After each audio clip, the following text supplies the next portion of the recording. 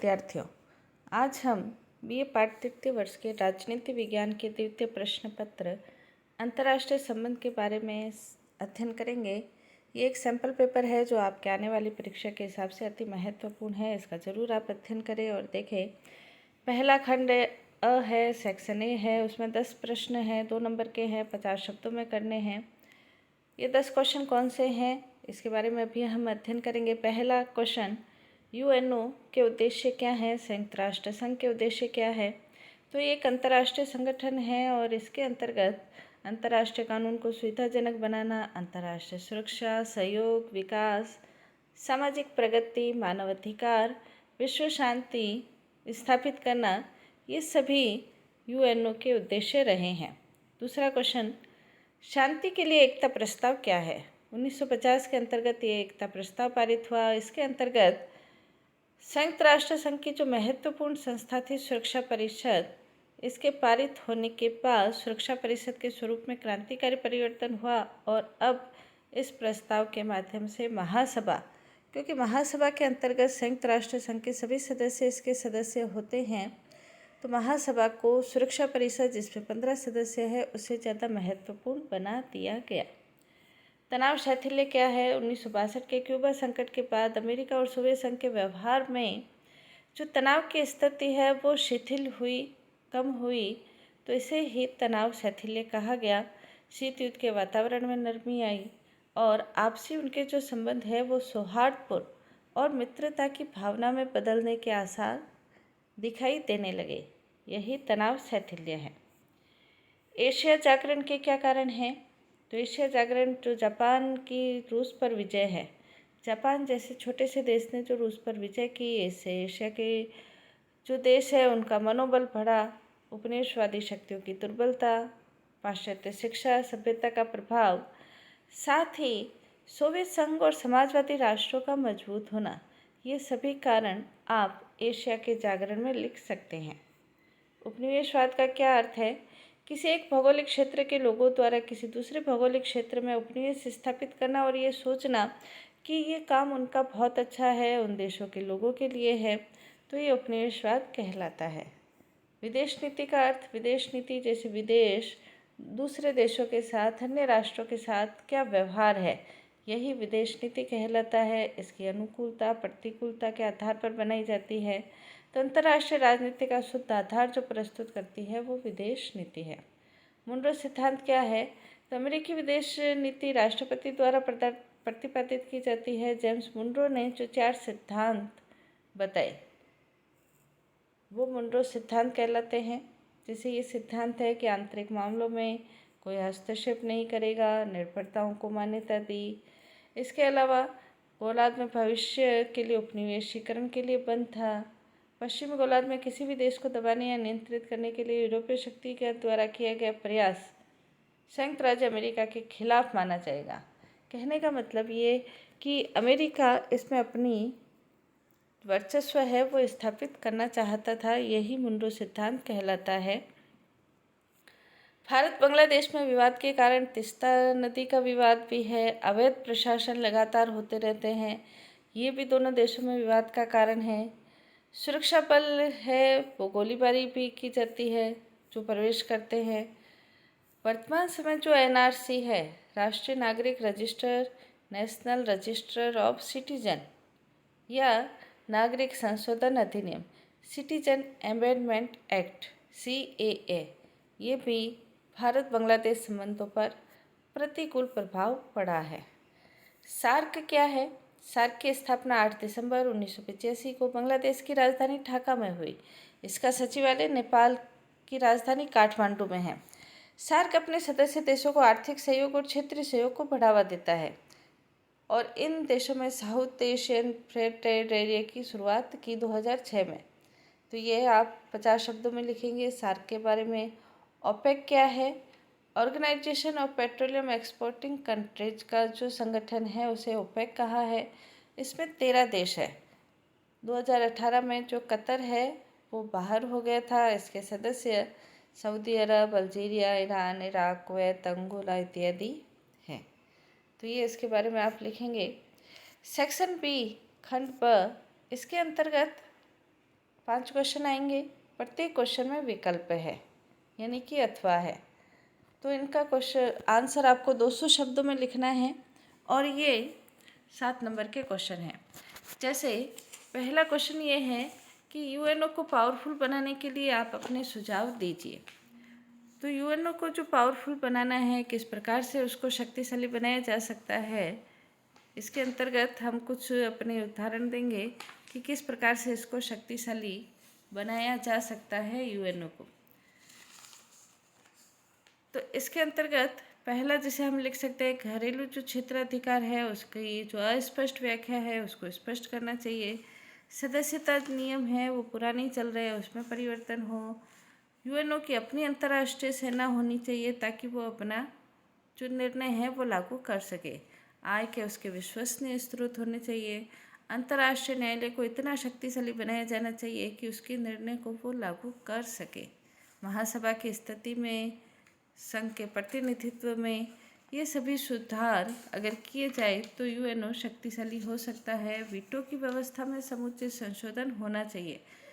जो 5 वीटो प्राप्त देश है वो एक ही अगर वीटो का प्रयोग करता है तो कोई निर्णय नहीं हो पाता।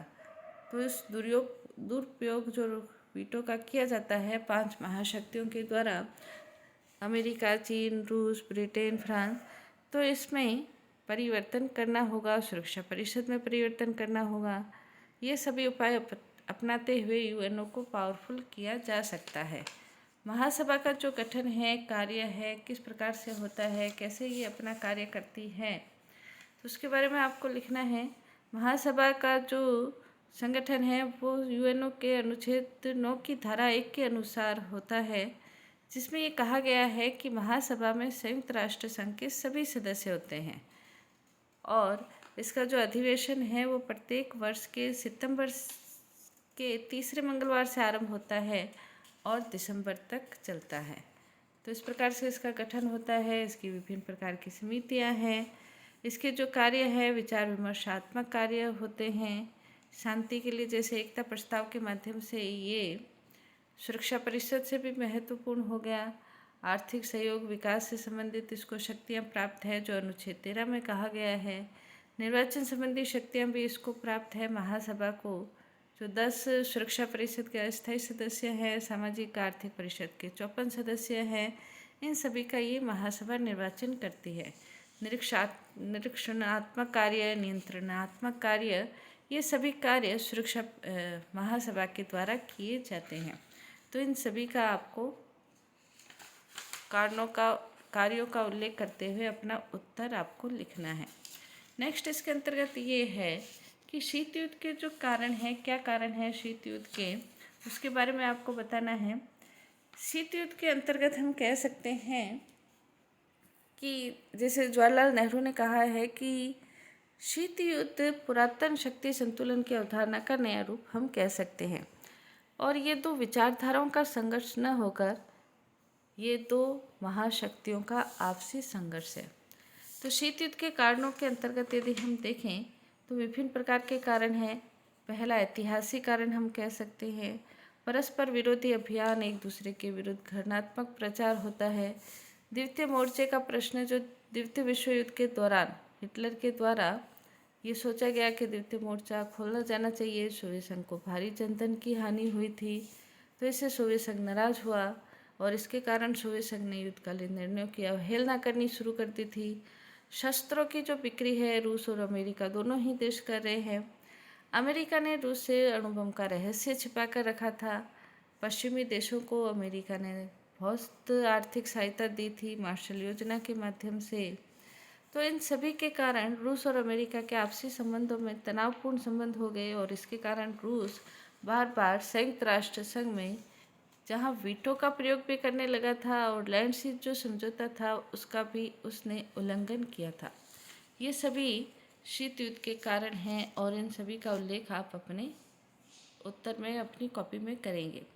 नेक्स्ट इसके अंतर्गत अफ्रीकी जागरण के क्या कारण कह सकते हैं, अफ्रीका का जागरण किस प्रकार से हुआ, तो इसके अंतर्गत विभिन्न जैसे अफ्रीका और अमेरिका के जागरण के अंतर्गत प्रमुख समस्याएं आपको लिखनी है।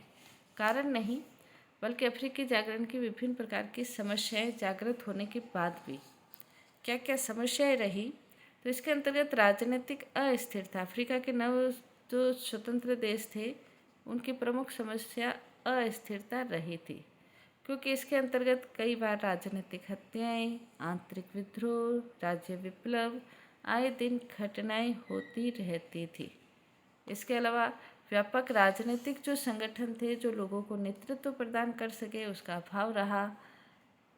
अफ्रीका में प्रजातिवाद या रंग भेद की समस्या भी एक बड़ी समस्या रही और ये लंबे समय तक विद्यमान रही। कुशल राष्ट्रीय नौकरशाही का अभाव रहा, जो पूरे देश के विकास के लिए नौकरशाही का अपना महत्वपूर्ण योगदान है, तो ये अभाव रहा। प्रबल आकांक्षाएं रहती थी, लोगों की आकांक्षाएं बढ़ जाती थी, शासक उस अनुरूप उन आकांक्षाओं को पूरा नहीं कर पाते थे, शासक के विरुद्ध विद्रोह होता था, आर्थिक सहायता पर ज़्यादा निर्भर रहने लगे, सत्ता का औचित्य क्यों है ये बताने में असफल रहे, संस्कृति के मूल्यों में अंतर रहा। इसके अंतर्गत जैसे डेविसन ने ये लिखा है कि ग्रामीण क्षेत्रों से शहरी क्षेत्रों में जाने की प्रवृत्ति केवल संख्या में परिवर्तन नहीं ला रही, बल्कि सामाजिक संबंधों में भी परिवर्तन लाती है। रंग भेद की समस्या तो रही ही है। साम्यवाद का प्रसार लगातार, सोवियत संघ, साम्यवादी देश, अफ्रीका, एशिया देशों में साम्यवाद का प्रसार कर रहे थे। तो ये सभी समस्याएं अफ्रीका के जागरण की हैं और ये आप अपनी कॉपी में इसका उत्तर लिखेंगे। इसके अलावा नेक्स्ट जो आपका क्वेश्चन है कि चीन की विदेश नीति की प्रमुख विशेषताएं क्या है, तो उसके बारे में आप लिखेंगे। विदेश नीति, चीन की जो विदेश नीति है वो, चीन जो है वो एक ध्रुवीय विश्व, जो पूरा विश्व सिर्फ अमेरिका के आसपास सिमटता हुआ नज़र आ रहा है, चीन उसमें विश्वास नहीं करता है। वो अमेरिका के साथ जहाँ निकटता बढ़ाने की कोशिश करता है, साथ ही उसकी प्रतिद्वंदिता भी रहती है, तो ये दोहरी नीति वो चलता है। शस्त्र व्यापार की नीति, भारत के विरुद्ध वो पाकिस्तान को खुला समर्थन देता है, ये हम देखते ही हैं। महाशक्तियों जैसा व्यवहार करने की कोशिश करता है, अफ्रीकी देशों में भी अपने अड्डे स्थापित करने की कोशिश करता है। कोरोना काल के अंतर्गत कोरोना की जो समस्या थी वो चीन उससे पूरी दुनिया में फैलाने का जिम्मेवार माना गया। तो इस प्रकार की प्रमुख विशेषताओं को आप अपने उत्तर में लिखेंगे। रूस की विदेश नीति की जो प्रमुख विशेषताएं हैं, वर्तमान समय रूस की विदेश नीति की क्या विशेषताएं हैं, इसके बारे में हम कॉपी में आप लोग लिखोगे। तो रूस की विदेश नीति कई सिद्धांतों पर आधारित है। जैसे रूस हालांकि महत्वपूर्ण राजनीतिक शक्ति है, राजनीतिक महाशक्ति कह सकते हैं, लेकिन विश्व राजनीति में उसकी गौण भूमिका हो जाती है। हालांकि वर्तमान समय यूक्रेन की दृष्टि से यूक्रेन और रूस के संबंधों में जो तनाव आया है, युद्ध लगातार वर्तमान समय चलता रहा है, तो ये इसकी एक महत्वपूर्ण विदेश नीति की यूक्रेन के संबंध में विशेषता आपको पहले लिखनी है। इसके साथ ही रूस ये चाहता है कि सोवियत संघ में जैसे साम्यवाद का सुदृढ़ कर रहा, तो अब साम्यवाद की समस्याएं नहीं पनपे। संयुक्त राष्ट्र संघ को वो लगातार सहयोग देता रहा है, अमेरिका के साथ सहयोगी संबंध रहा है, और इसके कारण अमेरिका और सोवियत संघ के अंतर्गत आपस में उच्च स्तरीय वार्ता होती रहती है। रूस को अमेरिका सहायता भी देता है। अमेरिका और रूस के बीच निशस्त्रीकरण समझौता भी हो चुका है। यूरोपीय देशों के साथ रूस घनिष्ठ आर्थिक संबंध निभाता है। चीन के साथ भी मित्रतापूर्ण संबंध निभाने की कोशिश करता है। महाशक्ति बनने की ओर वो अपनी भूमिका अग्रसर वर्तमान समय किए हुए हैं। ये प्रमुख विशेषताएं आप अपने उत्तर में लिख सकते हैं। भारत पाक संबंधों को मजबूत किस प्रकार से किया जाए, या ऐसे कौन से उपाय हैं जिनके आधार पर भारत पाक जो संबंध है वो मजबूत हो सकते हैं। हालांकि भारत पाक संबंधों के अंतर्गत दोनों ही देश आपसी बातचीत के आधार पर समझौता करने की कोशिश करते हैं, विभिन्न प्रकार की वार्ताएं चलती रहती हैं। विश्वास होना दोनों देशों में बहुत ज़रूरी है। दोनों देश हालांकि ट्रेन के माध्यम से, बसों के माध्यम से, व्यक्तिगत संपर्क के माध्यम से कोशिश की गई कि दोनों देशों के बीच विश्वास हो, सांस्कृतिक आदान प्रदान करने के आधार पर भी संबंधों को मजबूत करने की कोशिश की गई। लेकिन पाकिस्तान अनेक बार जो अपने मतभेद है उसका अंतर्राष्ट्रीयकरण करने की कोशिश करता है। तो अगर भारत पाक संबंध मजबूत करने हैं तो आपसी मतभेदों का अंतर्राष्ट्रीयकरण नहीं होना चाहिए, शस्त्रों की जो होड़ है वो समाप्त होनी चाहिए, साथ ही आतंकवादी जो गतिविधियां हैं उसके ऊपर भी रोक लगाई जानी चाहिए। पारस्परिक सहयोग की नीति को अपनाना चाहिए। दुष्प्रचार जो पाकिस्तान भारत के प्रति करता है उसमें रोक आनी चाहिए। तो ये सभी उपाय अपनाकर भारत पाक संबंधों को मजबूत किया जा सकता है। भारत नेपाल जो संबंध है 1950 की संधि के आधार पर भारत और नेपाल के संबंध आपसी मित्रता, शांति पर आधारित है। भारत हमेशा नेपाल की सहायता करता रहता है, चाहे वो ऊर्जा का क्षेत्र हो, चाहे कृषि का क्षेत्र हो, सेना का क्षेत्र हो, इंटरनेट का क्षेत्र हो, हवाई अड्डों का क्षेत्र हो, चाहे बंदरगाह का हो। भारत और नेपाल हमेशा भारत नेपाल को अपना मित्र राष्ट्र मानकर उसकी सहायता करता रहता है। हिंदू धर्म और बौद्ध धर्म के आपसी जन्मस्थल के आधार पर भी दोनों देशों में घनिष्ठता है। लेकिन वर्तमान समय कुछ अगर हम देखें तो दोनों के बीच विवाद के बिंदु उभर कर आए हैं। जिस मानसरोवर की यात्रा का जो मार्ग है उस पर नेपाल ने आपत्ति की, साथ ही नेपाल में कोरोना महामारी के लिए भारत पर दोष लगाना, इसके कारण भी दोनों देशों के बीच संबंध कटु होने लगे। हालांकि भारत और नेपाल के बीच खुली सीमा है और दोनों देश एक दूसरे के देशों में लोग आ जा सकते हैं। ये दोनों देशों की मित्रता का एक महान उदाहरण है। लेकिन वर्तमान समय चीन जब जब नेपाल पर अपना वरद हस्त रखता है वो भारत से दूर होने की कोशिश करता है, तो इससे दोनों में विवाद की स्थिति भी उत्पन्न होती है। तो ये सभी का उल्लेख करते हुए आप अपना उत्तर लिखेंगे। नेक्स्ट इसके अंतर्गत ये है कि निशस्त्रीकरण क्या है और इसके पक्ष में हम क्या कह सकते हैं। निशस्त्रीकरण जैसे शाब्दिक अर्थ ये कह सकते हैं, निशस्त्रीकरण का शारीरिक हिंसा के प्रयोग के समस्त भौतिक और मानवीय साधनों का उन्मूलन करना, और ये ऐसा कार्यक्रम है जिसका उद्देश्य हथियारों के अस्तित्व और उसके प्रकृति से उत्पन्न विशिष्ट खतरों को कम करना है। इसके पक्ष में निशस्त्रीकरण होना चाहिए, शस्त्रीकरण खत्म होना चाहिए। निशस्त्रीकरण होगा तो ही युद्धों से बचा जा सकता है, क्योंकि जैसे इनिस कलाड है उनका मत है कि शस्त्र अस्त्रों में राष्ट्रीय नेताओं को युद्ध में कूदने का प्रलोभन होता है, तो जब शस्त्र ही नहीं होंगे तो युद्ध नहीं होगा, ऐसे विद्वानों का मानना है। अंतर्राष्ट्रीय तनाव कम होते हैं। जो शस्त्रों पर पैसा खर्च होता है वो लोक कल्याण में खर्च हो सकता है। नैतिकता के अनुकूल है, क्योंकि ये शस्त्र पर रोक अहिंसा यानी कि नैतिकता के अनुकूल है। बाह्य हस्तक्षेप पर रोक लगाता है, आर्थिक विकास का मार्ग प्रशस्त करता है, मनोवैज्ञानिक दृष्टि से भी ये उचित है। तो ये सभी निशस्त्रीकरण के पक्ष में आप अपने उत्तर देंगे। अरब इजराइल संघर्ष के क्या कारण हैं?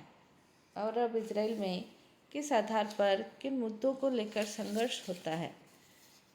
अरब इजराइल एक ऐसी समस्या है जो कई वर्षों से चली आ रही है, और इसके अंतर्गत जैसे दोनों देशों के बीच कारण के अंतर्गत हम लिख सकते हैं सीमा विवाद है, इजराइल की मान्यता और सुरक्षा का संबंध है, फिलिस्तीनी शरणार्थियों की समस्या है, अनअधिकृत अरब क्षेत्रों को खाली करने की समस्या है, इजरायली बस्तियों को हटाने की समस्या है, फिलिस्तीनियों के आत्मनिर्णय का मुद्दा है। ये सभी अरब इजराइल संघर्ष के कारण हो सकते हैं। खंड स है, सी है, इसमें 5 क्वेश्चन हैं और ये 15 नंबर के हैं, 500 शब्दों में लिखने हैं।